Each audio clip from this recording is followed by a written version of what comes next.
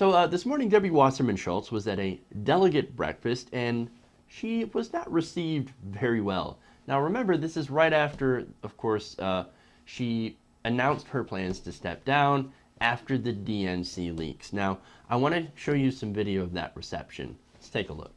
For the state of Florida and for the United States of America, Debbie Wasserman.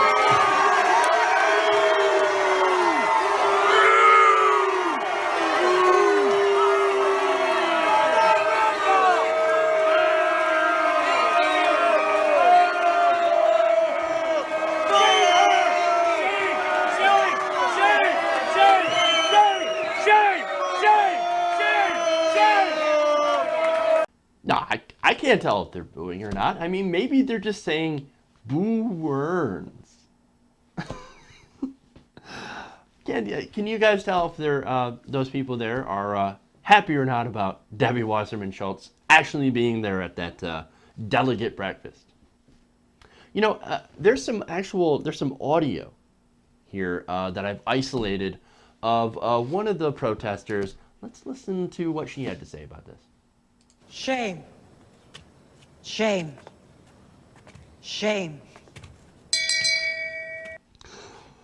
All kidding aside, this is what happens when you screw over the base.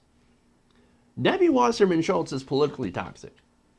That's why later on today, actually, Wasserman Schultz told the Sun Sentinel that she decided not to speak at the convention.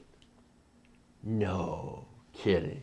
She said, "I've decided that in the interest of making sure we can start the Democratic convention on a high note, that I'm going to not gavel in the convention."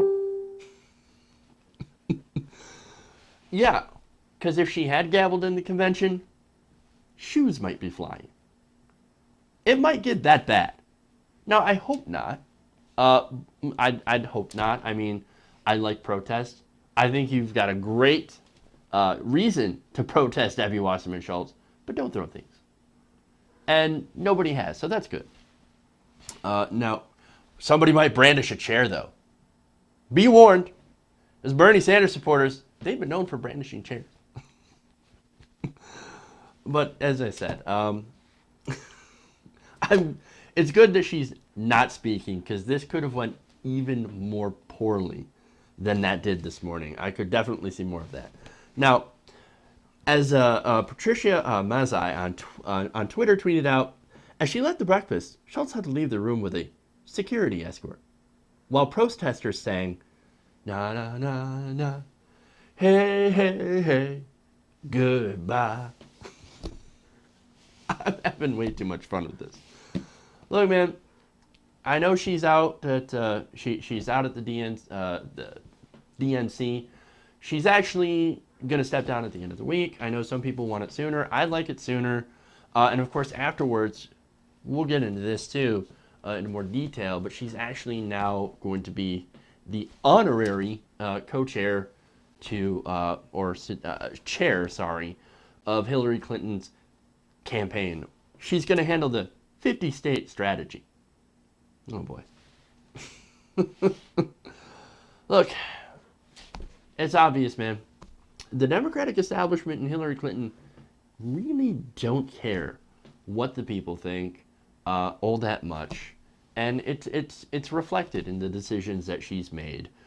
Picking Tim Kaine, of course, having Hillary Clinton. First, she was scheduled to speak until everybody realized that, dude, you're not going to be able to say a damn thing, because the Bernie supporters, they're going to drown you out. They probably had to strong arm her into giving up her speaking slot. So, look, at least, as I said, we have that, but at the same time, not addressing the real issues, the corruption inside of the Democratic Party, which is a real focus of these leaks. Not just Debbie Wasserman Schultz. It's not just about her. It's about most of the DNC is complicit in what happened with Bernie Sanders, in trying to shut him out, in trying to derail his campaign from the inside. And by the inside, I mean inside of the Democratic Party, which is not something that you're supposed to do. She may be the public face of it, but there is still huge corruption inside of the Democratic Party that needs to get rooted out.